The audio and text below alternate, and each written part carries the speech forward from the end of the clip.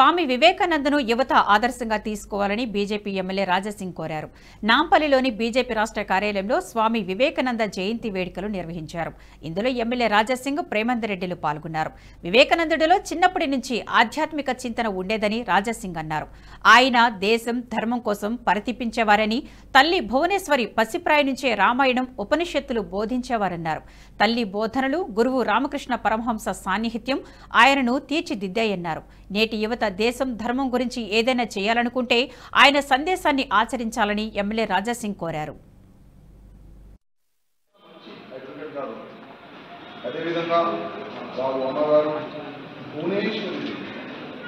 అంటే మన ఇంట్లో ఏ విధంగా వాతావరణం ఉంటే అదే వాతావరణం పిల్లలు కూడా వస్తుంది. భువనేశ్వరి దేవి గారు వాళ్ళ అమ్మగారు మంచి పూజా కార్యక్రమం చేసుకోవాలి. భగవద్గీత కానీ, విశ్వ పురాణ కానీ, గ్రంథాల గురించి ఇంట్లో ఒక మంచి వాతావరణం చేసుకుంది. చుట్టుపక్కల ఇంట్లో కూడా పిలిపించి ఆ కార్యక్రమంలో అందరూ కూడా ఇన్వాల్వ్ చేశారు.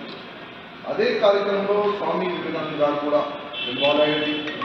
ధర్మం గురించి, దేశం గురించి, సమాజం గురించి ఏదో నేను తెలుసుకోవాలి, ఒక మంచి భావన చిన్నప్పటి నుంచే ఆయన మనసులో పుట్టింది.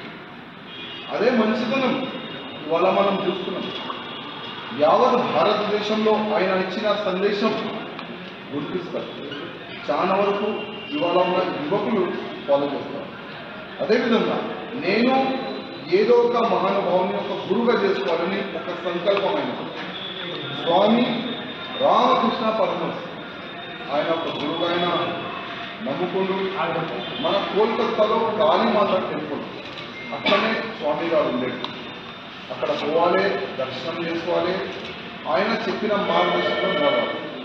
స్వామి వివేకానంద గారికి ఒక ఆలోచన, నేను దేవుడిని చూడాలి, దేవుడు ఏ విధంగా ఉంటాడు. ఎక్కడైనా ప్రోగ్రాంలో పోతే, ఏదైనా ధార్మిక కార్యక్రమంలో పోతే అందరికైనా అడిగేది, పెద్ద పెద్ద సాధు సంతులకి అడిగేది, దేవుడు ఉన్నాడా, దేవుడు ఇట్లా ఉంటాడు. అట్లాంటి అందరికీ క్వశ్చన్ అడిగేది.